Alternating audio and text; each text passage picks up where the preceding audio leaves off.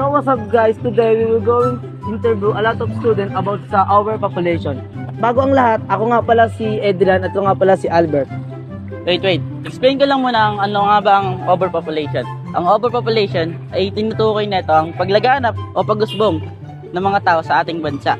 Ito rin ay isang pangunahing problema ng ating bansa. Kaya ano pang inaantay nyo? Tara na! So ayun no, nandito kami sa pamantasan ng Luzon, Muntinlupa para mag-interview about sa overpopulation. Tara! Nakita na kami ng estudyante na interview ng list. Tatawagin namin itong by bus interview. 1, 2, 3. So ayan guys, ito nga pala, ano pangalan mo? Merry Christmas. Ilang taon? Po. 19. Saan nag-aaral? Siyempre. Sa PL mo. Siyempre! Ngayon, may isa kaming katanungan sa'yo. Ano ang posibleng dahilan ng pagrami ng populasyon dito sa ating mundo? Lack of knowledge sa family planning. Kasi maraming tao na hindi alam yung tungkol dito. So, mag-aanak sila ng mag-aanak. Hindi nila alam yung mga consequences na nakaakibat kapag hindi nila alam yung family planning. So ngayon guys, hahanap pa tayo ng pangalawang i-interviewin. Tol, may nakikita mo ba yung nasa likod natin, Tol? Oo, nakikita ko. Tara. Punta natin. Ang pangalan? Pangalan ko is niya, Carlos. Ilang taon? 19 years Siyempre old. sa nag-aaral. Nag-aaral ako sa Philbon taon. Let's go! Ito ang unang-unang tanong para sa'yo mga kaibigan. Para sa'yo, ano ang dahilan ng paglago ng populasyon dito sa ating mundo? Siguro para sa akin is lack of education. Kumbaga, kakulangan nila sa pag-aaral. Kasi meron pa rin mga kabataan na kulang pa rin sa pag-aaral. Saka lang nila nare-realize na mali yung ginawa nila kapag may nabuo na, kapag nadagdagan na, kapag nakukulangan na sila, kapag kinakapos na sila. Guys, nandito na tayo sa pangatlong i-interview natin. Hahanapin na natin siya. Let's go! Si ate yun. Si ate. 1, 2, 3, go! By bus interview to, pwede ka na umupo kung saan mang gusto. Upo ka muna, te. Upo muna.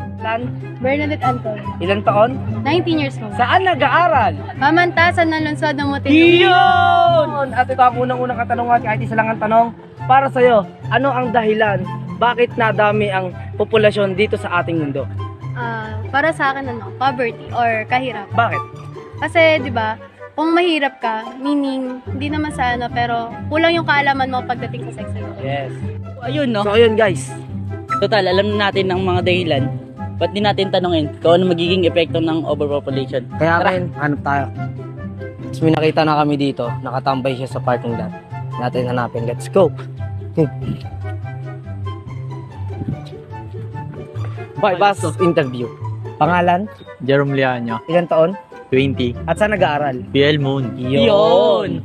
May isa akong katanungan sa'yo, pare. Sa iyong palagay, ano ang epekto ng overpopulation? Para sa akin, food shortage. Malaking epekto nito sa overpopulation sapagkat mas maraming tao, lalo na sa mahirap na bansa na may kaunting supply ng pagkain at lupa na pinagkukunan nila ng pangangailangan. Yan. At yun, maraming salamat sa iyo, Pare. Mr. Leanyo. Tara. At pag-antay tayo ng pangalawa o higit pa na i-interviewin. Let's go! So, yun po, ano? Nag-aalap na lang kami ng isang i-interviewin tungkol sa epekto ng ating overpopulation. Let's go! Let's go. At may nakita na tayo. 1, 2, 3. Let's go! Pangalan? Si Mary Love, Edad? 19. Sa nag-aaral. PL Moon. Let's go! So, may isa kaming katanungan sa'yo. Para sa'yo, ano ang epekto ng overpopulation?